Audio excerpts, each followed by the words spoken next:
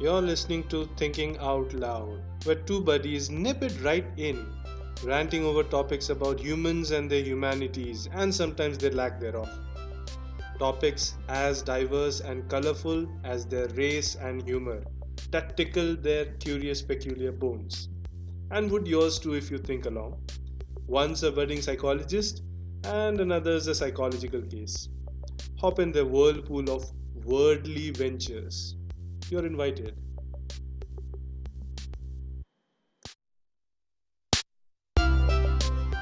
So, in this episode, we continue our conversation from the effect of the Abrahamic religion in the Western countries. And this brings us to an insight where it is kind of seen or being represented in media that the bride community usually does not identify themselves with any kind of a religion. So, we have a little bit of discussion over this. Next, it takes us to the idea of how coming out is very important. Coming out with and identifying and making others identify your gender identity, your sexual orientation, and what kind of impact it has on your personal psyche, your social life, and how healthy it is for you. And this is shared by our guest. Uh, we later on come across the concept of gender dysphoria. And as we were discussing about gender dysphoria, we had this question of about if this should be part of the DSM or people or do people in the LGBTQ community identify and know this very well. And there are certain clarifications that was given by the guest and which was very, very thoughtfully presented by her. And yeah, so uh, it was a very, very fruitful discussion. So yeah, let's continue with the episode and find out what you will be able to learn. I hope you guys enjoy. Discussions, yes, they're new Mhm. because then you know, we talked about Section 377, and that was imposed by the British. That is not something that we had. Mhm. So, then we kind of fell into the trap of like the colonial thinking on gender roles and who should like whom. So, again, Mhm. discussions are new. Communities always existed, I would say. Mhm. This Yeah. you said that the British brought this Article 377. So these Yeah. colonial rulers, they were from the times of medieval Europe. All these European Yeah. countries, all these European kingdoms, they all had one particular brand of ideology. Mhm. Say Abrahamic religions, right? Mhm. Yeah. And they were the ones, after they started colonizing, they manufactured their way of thinking and living, which is Yeah. not just something they did in India. They've done it in African countries also. They've done it in Australia also, which Australia was largely aboriginal, but now it is Yeah. very, very dominantly Christian. And Mhm. they have, the president has also said it, like, we are a Christian country and we have faith in that. We give it the most highest regard and all that. Whereas New Zealand is far more Far more secular rooted, about it. yeah, far Australia, more rooted with yeah, their own right. traditions and cultures. New Zealand, Yeah. yes. And yeah, all these draconian laws that if I may use that word, draconian, Hmm. all of them are from British country. The very interesting Yeah. thing, I Nikhil, mean, yeah. you pointed out Who's that? the introduction of the Abrahamic religion may or might have been the reason why the acceptance of the LGBTQ community, they, although them being very much identified and accepted in the ancient Europe, ancient Greece, Athens, they were later ostracized after the introduction of Abrahamic religion. Is there any research done regarding this? Have you come across any research which might have indicated such things? Like, this was a very good observation, Nikhil. See, I have mostly from history and by observation of pop culture, and also I was watching one of these about more than a year ago. I was writing an essay about how the world is poor, what are the reasons behind poverty, and I came across this video which was from some credible site. I can tell you that much. Okay, I was citing those sources. It was from some lady from BBC or something, I don't know. She was saying how countries which were colonized earlier, majority of those countries are in shatter, like what do you say, they're in shambles. They've still not been able to pick themselves up, and a large part of it is also because of their overpopulation and because of their segregation. This they have communal fights and all of that, and those communal fights came because of the colonizers and their manufactured ideology. This is the word, this is the sentence I remember. The colonizers manufactured their ideologies to these people. They made these people disconnect from their ancient roots. The African people, for example, they've been so close to nature, and they never had any such ideas about a heaven and a hell and a prophet and someone who will come to save them, a judgment day. No such thing. They did not have these kind of things. All these countries where there is very strict differentiation in communities. Someone's a Christian, someone's a Muslim, someone's a Jew, someone's a Hindu, and they are not bound by secular values that sort of bring them together. They don't really like it. They don't really like to mingle, and these religions sort of have helped them to continue populating a lot as part of their responsibility towards their religion, and continue to hold such values, hold these views about anybody who's different from them, anybody who's different from their status quo, from their set ways.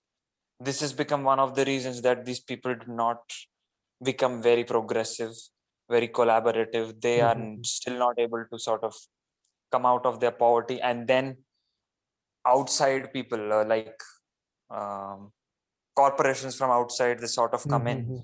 The governments, the people from inside, they form governments, and generally they're not honest, they're not secular, they are not sort of the thing that you're seeing in the world largely today, in countries like Philippines and Brazil, and if I may, India. So yeah, I read it over there. That's how I got my source. How about Shreya? Would you like to give your view?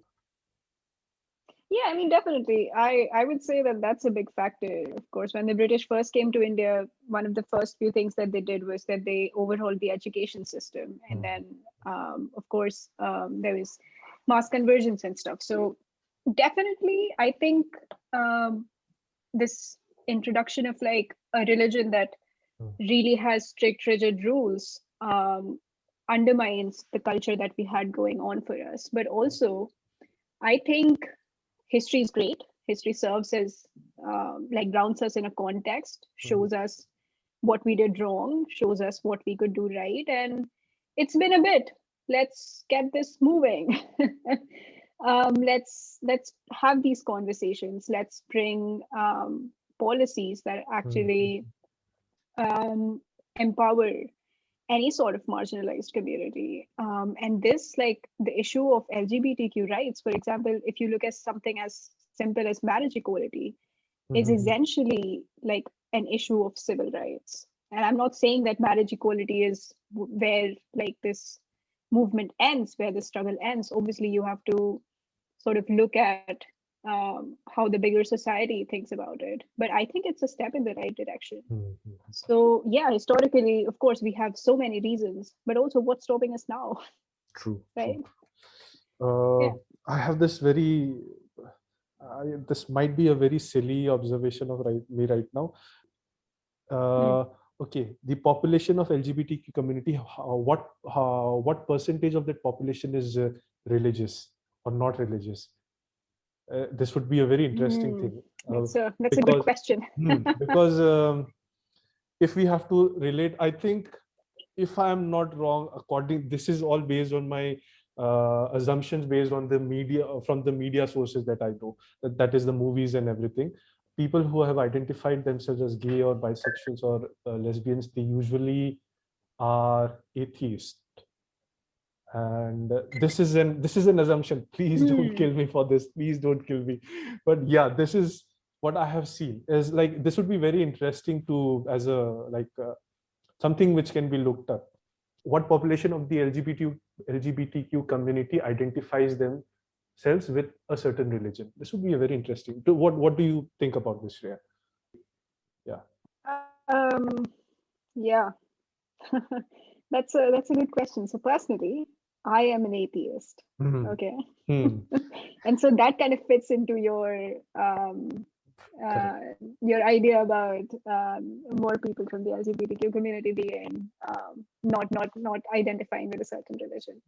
But again, my identification with the queer community is only a part of why I do not believe in religion as it is taught to us. I was brought up in an Orthodox Hindu household. I still the Bhagavad Gita remains one of my favorite texts to read up until today. I think I sort of got put off of how it was used as a means to control us in certain ways. Again, then like enforcing certain ideas that I did not agree with or did not feel okay with. So you're right. I mean, it could be an interesting thing to look at. But again, I mean, right now, we don't even know what percentage of like India's population identifies as LGBTQ. Yes, like there's no like it's not a part of the census, although again then there's the question of privacy, because we don't have laws and policies in place to protect people. They have no reason to come out. But of course, there's some recent data from the US. I think I was looking at it. More and more people identify as being a part of the LGBTQ community since the last few years. And I think the number's gone up for the newer generation. I think it's 20%. So that's a big, like that's 1/5 of the population then. And that change has happened gradually since their Supreme Court says you can marry whoever you want. A change in attitudes followed from it. And so now, because they're having these conversations, they're having these discussions, more and more people feel comfortable in coming out. So in that way, I think India can take some lessons, and although I don't see that happening soon, maybe hopefully, maybe we can have surveys and we can have surveys, but that's you have to have protections in place for people to sort of I mean, I could not have this conversation in India. I cannot have this conversation with my parents. I can only have this conversation here. I can have it with my friends. So I call myself a semi-closeted queer because I'm out to everyone I feel comfortable around, but I'm also not out to like parents. I'm not completely out. So semi-closeted, but again, trying my best. So in that way, it could be an interesting question to look at generally. Just let me go through the interview questions that I've prepared. Of course. Semi-closeted, when you say that you are open about your sexual identity to some people, not yet with your parents. Okay, let me rephrase myself. How important is it for people to come out? Yes, that's how I would. Yes. That's a good question. I, as someone who like struggles with it on an everyday basis, I think that's an important question. I'm a generally very confident person. I can give you that one. I have always seen you during the masters. To be honest, I was very intimidated. I would be very intimidated to like approach you or have a conversation with you. Honestly, but you had that confidence in you, and I was a very coward guy. Yes. Anyways, continue. No. It's all good. It's all chill. So I'm I'm more confident than non-confident, but Now this is this part of my, so I realized that I was like into girls and guys in 10 years ago. It's been 10 years since like I first, yeah, so I was in 10th grade and things happened, and then I was like, whoa, first of all, I did not have a term for it. Like I did not know what being attracted to, and I grew up like, although I went to uni with you like in Delhi, but then I grew up in a small town in Madhya Pradesh. So I had no terms. Like I did not know the word gay. I did not know the word queer, nothing. So then I was like, whoa, something must be wrong with me. Um, yeah, but then like 2 years later, I visited my sister in the States, and she happened to bring up, she was like, oh, I don't care who you marry. You could like go ahead and marry a girl. And then I was like, whoa, okay, so that happens. Good. So, and then I came to college, became way more confident. And then I found people who literally like couldn't care who I was complaining about. Like, I mean, as long as this is a person that I'm seeing. So in that way, I kind of lucked out in that department, because the friends that I made were really, really supportive. But yeah, and I mean, I'm still not out to my parents. I don't plan on doing that soon. So that's not going to happen. Why coming out is important is because based on, okay, so I'll give you 2 points here, okay? And being like a behavioral scientist, I always look at research. So when you keep a secret, what happens is that it starts to add up. So for example, if I keep the secret that I'm not who my parents think I am, I mean, so my parents have aspirations for me. They think I'm going to marry a guy. And then I know that that could happen, could not happen. I don't know. So it's a secret that I'm keeping from my parents, right? So I will continue to think about this secret. And then I'll continue to feel ashamed. I'll continue to isolate myself. I will continue to feel inauthentic. Yeah, so the more you keep thinking about, oh my God, I'm not being true to my parents, I'm not being true to my parents and sharing my identity, the more inauthentic you feel. You feel like you're hiding something. You're thinking about that a lot. And generally, like being young teenagers or like young adults, you're anyway thinking about your dating life a lot. Like love literally takes over at some point in life. You're like, oh my God, like all I want to do is like be in love and whatever. And then you have this aspect of shame associated with it. So you start isolating yourself. And this affects your mental health. This affects your relationships in some way, right? So in that way, it's really important to kind of come out. But then again, you know that you are going to struggle a lot if you do come out, because families are not supportive. You're young. If you don't have the financial resources, um don't, like, take your time. When you feel like it, when you feel ready, then come out. So then again, when I say that I'm semi-closeted, what I essentially mean is wherever, in whatever environment I feel safe. Like, I mean, this is going to go out in the world. This is going to be on Instagram, and I feel safer like on Instagram than I do probably like with my own family. Like, and by my family, I essentially just mean like the older adults of my family, because I'm out to my brother, I'm out to my sister, so they both know. So then again, it comes down to the individual and you feeling ready to come out. But it is important to come out because I wish I knew someone who was out when I was so confused, right? It's only much later in college when I saw like Modern Family or something. And I was like, hey, there are like two gay guys in it who are also like raising a daughter together. And that was like such a positive representation for me that I was like, okay, so nothing's wrong with me. So in that way, it's important. Being a woman, a person of color who lives in like in Europe, I think visibility is really important because again, for me, it was like an American show, two gay guys. But I think it would have been much more positive if it was, two Indian girls or whatever. I would have identified way more, felt more comfortable. So in that way, coming out is really important, but make sure you do it when you're like ready. And you always want to like prioritize safety. Hmm. Yeah. From what from the examples that you have given, I saw that there needs to be at least one supporting figure with that person too, for them to. Okay, you did have some examples, as in when you saw two gay guys raising a daughter. That was a very enlightening moment for you. But apart from that, I think, if I'm not wrong, when your sister told you that if you get that she doesn't mind to whomever you get married to, that must have been very, very more encouraging for you, and that at that particular moment. And this is very nice. Oh, Yes. yeah, definitely. I mean, I still remember that, like, we were driving down to get groceries, and just out of nowhere she like said it, and I still have that.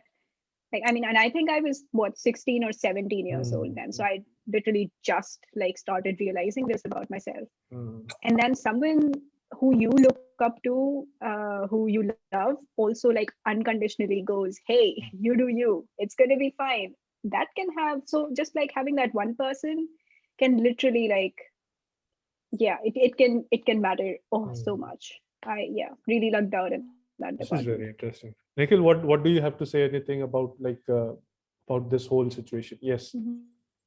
Well, I had one question long ago, but then bringing that back would be sort of going back to it. I see. There's this question I'd written down. Back when I was in MA, I had to go and sort of take up cases for case study, and I had the fortune or chance to go to this health asylum, mental health asylum, which was run by this psychiatrist under whom I was sort of interning. And I met this guy who was a clear gender dysphoria case, or the new word for it is gender identity disorder, isn't it?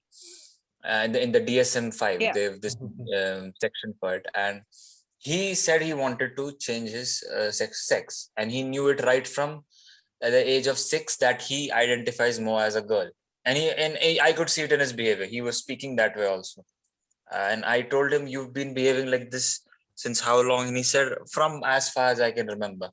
And the people in my family are not supportive of it. This is why they've sent me to the asylum. The doctor says that there's nothing actually wrong with me. Just I need a signature to change because they need some signature and all. They need to go through some legal procedure before they can before they can get approval for the gender change sex change operation." Right? So this gender identity disorder, it applies to only these people who want to change, who are basically transgenders, or is it to a big sort of like, it's a bigger term? Basically it's considered a disorder because it is causing problems to the person psychologically.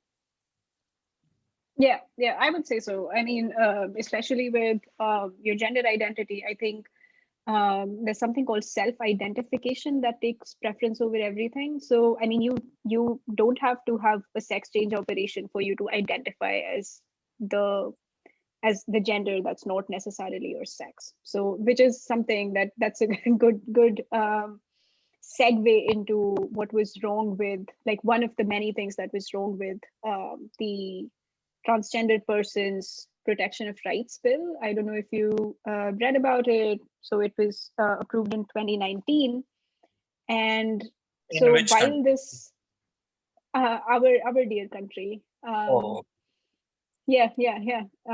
sorry. Okay, I don't know The about this transgender, right, the rights of the transgender people. Like, can you give a yeah. little bit So about I it? can, yeah. So the bill was approved in, I think, 2019, despite great protests from the Indian transgender community.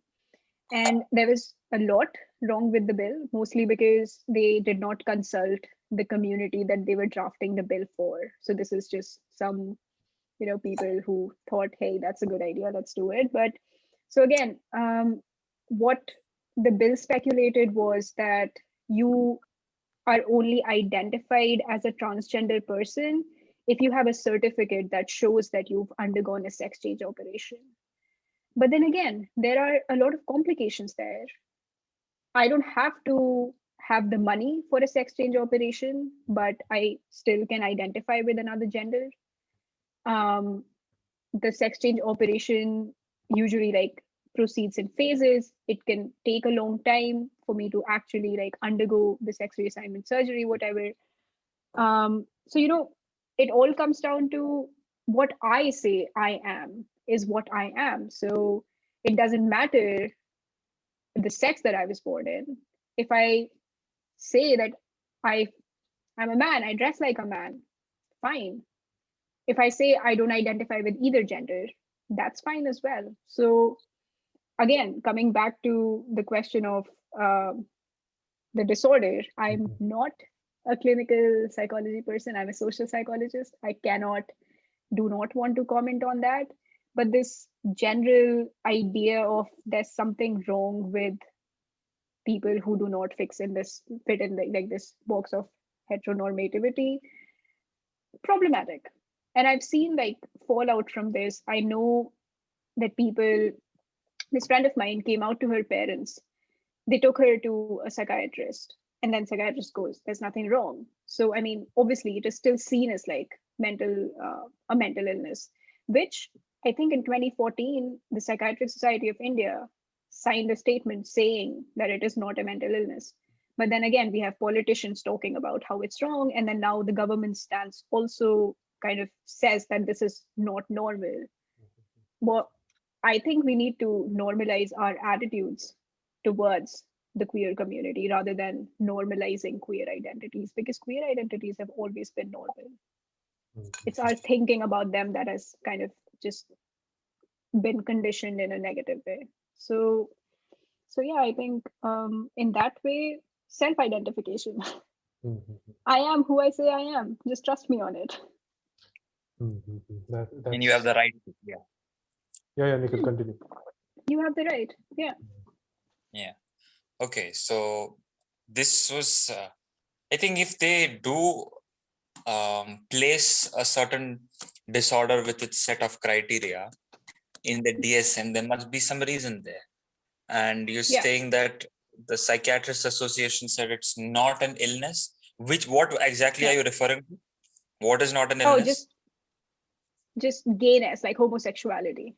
Yeah, that is not an illness, right? That is orientation, and the person feels at ease with it. If they don't get to do that, then they'll feel wrong. As long as they're allowed to be with what they feel ease with, there's no disorder there. A disorder is basically the person showing like there's a general criteria, I think 4 criteria that are needed to identify, like to recognize that someone is suffering, that they show a change in their personality, something like that, that emotionally there's not stability, like a sense of ease and composure, that there is some problems in their way of looking at the world, thinking and all.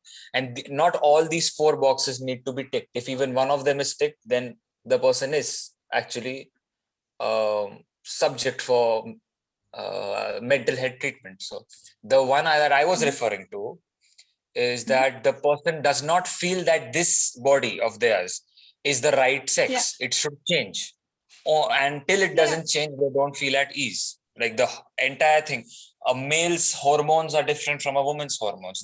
The majority in the male, testosterone is 10 times more than a woman. In women, estrogen is far more. And this itself makes such a great difference because hormones are so deeply influential in our mood and in the way the mood then affects the way we think. So this guy, he was at a difficulty because he wanted to be in the body of a woman. He wanted to have the body of a girl, and he was attracted to guys. It was not actually homosexuality. He was heterosexual, but only if he turned into a girl. Yeah. Right? So that is what they identify as gender identity disorder. Yeah. What is the primary goal of let's say medicinal sciences? It is to alleviate human suffering, right? Right. This person's clearly suffering, and then there's a surgery out there, an operation out there that can alleviate that suffering. Then what's the problem? Right. Okay. Yeah. But till that doesn't happen, and there is so much legality to do that in India particularly, and also there could be danger in the surgery itself. Yeah. So sort of it is. Do you know anything I about mean, how but it happens? Why some people simply feel that they're not in the right body? yeah, no. I then again, because I do not speak for every letter in the umbrella term of LGBTQ. I would say that, I mean, then again, why does um, it has to be an interaction between your genetic makeup and the environment, the culture that you grew up in. I don't identify with the norms. I don't feel at home in my body. Hence, I want to change this body. I want to look in the mirror and see something different.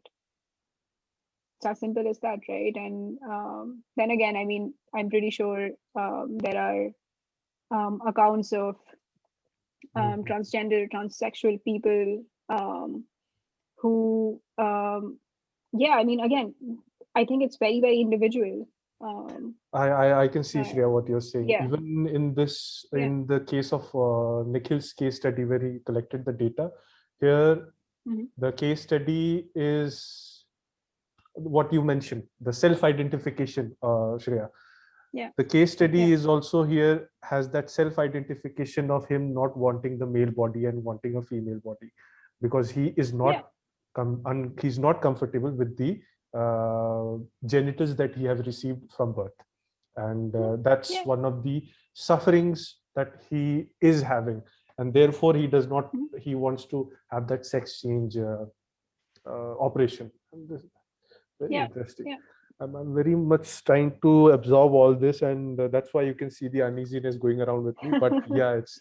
No, yeah, Mhm. I think then again, it's a part of your identity. It's not who you are absolutely. Like, I mean, I am bisexual, but I'm also Indian, also an immigrant, also Mhm. a behavioral scientist, also a social researcher, right? So for some people and during some points in life, it is going to take over. Like one identity takes precedence over the other. Like for example, here, Mhm. like when I was in India, I was never thinking about how brown I am, but like here I am, because I'm surrounded by like white people, right?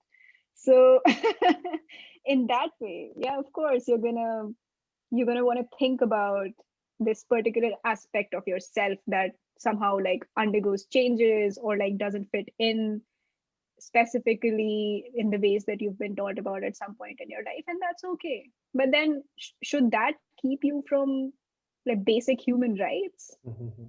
I don't think so. I mean, come on. Yeah. Uh, so if I'm not wrong, Shreya, I guess what you're saying is gender. What was that disorder, Nikhil? Gender identity Gender dysphoria. identity disorder. And before this, it was called gender dysphoria. Gender Dysphoria dysphoria. referring to dysphoria referring to a sort of discomfort within themselves, a Mhm. split sort of. They Okay. are not okay with what they are. They feel Mhm. like they identify with something else, sort of this. Then they gave a better term to it, Gender GID. identity. Okay.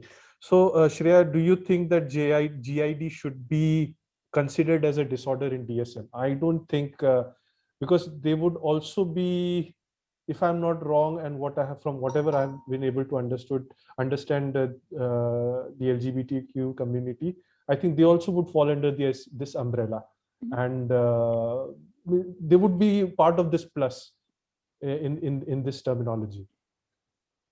Am I, like, uh correct me if I'm wrong with this? Like, how, or am I understanding this in the right way, or if I'm wrong with this? right. Again, not a clinical psychology student Mm-hmm. here, not at all. Mm-hmm. Maybe someone else is in a better place to talk about it than I am, but here's what I think. Mm-hmm. And I could be as wrong as you are, really. It's But fine. This is an open but space, and we are here for these kind of discussions. Something might come up yeah, later on. We can have this, like, whatever realization, whatever new things that will come up. We can discuss it, and we can further these conversations later on. It's all fine with this. Yeah, please y- continue. yeah, okay, good. So um, I think the fact that GID is in the DSM is fine Mm-hmm. because again, it's bringing human suffering, and there's something you can do to like change that. So not everyone in the queer community has gender dysphoria. It's just, it's, you know, a lot of people in the queer community do have mental health problems like depression. So then you could say that, hey, depression should not be in the DSM, but that's just like probably not not the best way to go about it, because other people suffer from it as well. So in that way, yes, as things stand right now, it is fine. But then again, homosexuality was considered a mental illness until I think very late in the 1900s. So as society evolves, as it becomes more inclusive, more okay, as we learn new things about. So again, these discussions, when they become more mainstream, when we hear enough experiences, when we have enough data, then of course we can adapt to it. But I don't see a problem with the GIDN being the DSM as of now. Yeah. But again, some might not agree with me, so that's completely fine. Yeah, Yes, individual experiences. Yeah. I had a question about what exactly queer refers to. Queer is just anyone who's questioning the standard approach to gender and sex and sexual attraction. Yeah. Oh yes, okay. So while collecting the questions, like while preparing the questions on what to ask, I was asking some of my friends. So Q also stands for a group of people who are questioning their sexuality, if I'm not wrong. Yes. Yeah. This is something I came across while asking and like while collecting data from other friends. There are some people who are still questioning about what they are, what they which identity they identify with. So yes. Yeah. So Q is another So there's one. queer and there's questioning. So questioning is, I feel personally that you're always kind of questioning your gender identity, or like, yeah, if you're thinking about it a little bit, then you're definitely questioning it. So for example, like for my mom, it might look like, you know, can I wear pants? Because she's she grew up in an environment where women were not allowed to wear pants. So that's like a gender role traditional. If she starts questioning it, then she's generally questioning, right? But then for some of us, it might look like a more substantial process. So for example, for me personally, I struggle with, I sometimes feel like I only like men or I only like women. And it's still like, I'm sometimes questioning whether I'm a bisexual or whether I'm like a lesbian. It's an ongoing process. So I like to call myself queer because again, I also don't fit in like the traditional gender role related ideas. I experiment with my hair a lot.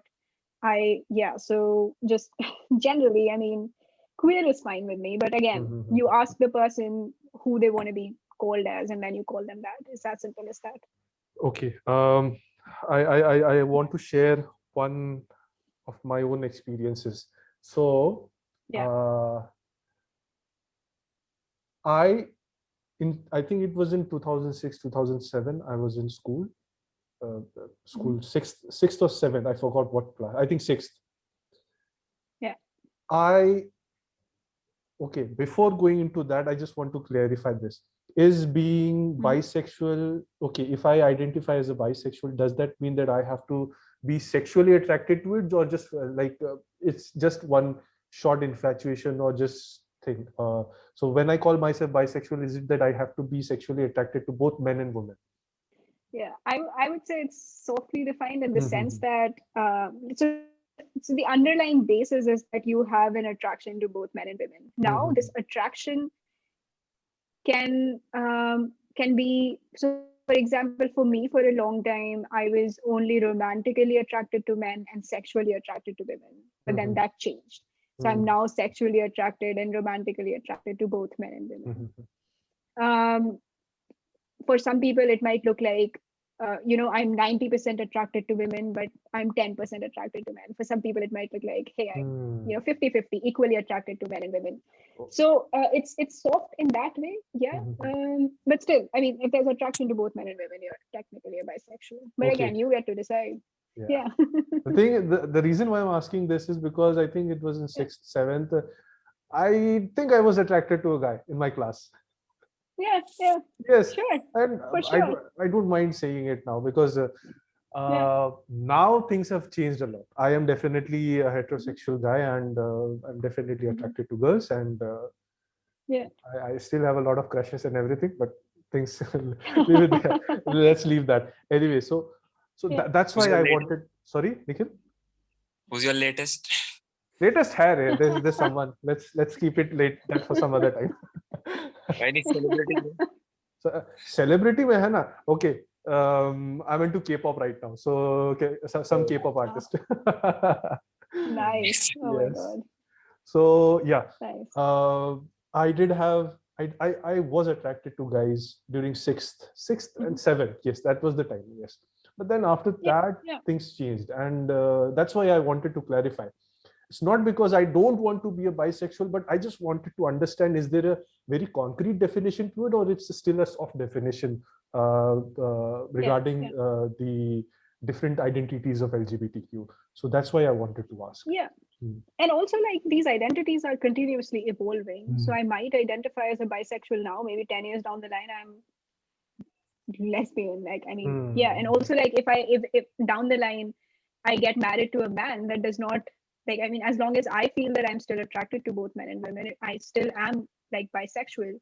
If I get married to a man, I'm still a bisexual as long as I feel and I say and I express myself as that. But yeah, generally prefer the term queer because, hey, just I don't fit in your boxes, I'm queer. That's about it. Yeah, easy. Okay, there's another incident that I would like to share, and this kind of has left me a little bit scared in approaching some people who if I'm not wrong, would be identified under the LGBTQ umbrella. Masters final year examination over. I was staying in rent. I think Nikhil, मैंने तुझे बताया था कि ये वाला पहले. क्या थोड़ा और बता फिर मेरे को याद आने दे. ठीक है, पूरा ही बता देता हूँ. Anyways, I'll continue with the story. What happened was, masters khatam, finished. I had to ticket booked. I have to go back to my home. I was staying at that time alone in my room. My roommate, he had already left and gone back to Manipur. And the room beside me, they had shifted in new. And I usually did was I used to there was nothing else to do, so morning I was to spend my time on laptop, and evening I used to go for walk. So one day I left my room and I went just for a walk, and this guy from the opposite, from my padosi, my neighbor, he comes out and he says, "Bro, can you help me out with this sofa?" He wanted to move the sofa from the balcony inside the room because he was going to go back home because it was vacations. So I said, "Yeah, sure." I went with him inside and helped him in moving the sofa and everything. And then we were having a conversation. Why are you here, and what were you doing, and all these stuff, casual talk. And when I was like, okay, thanks, like, all right, then I'll see you later on. And then we shook hands, and he caught my hand.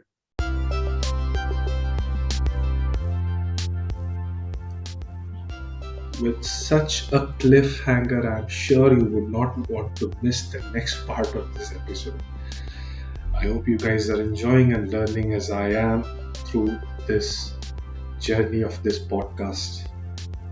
Thank you for listening to Thinking Out Loud.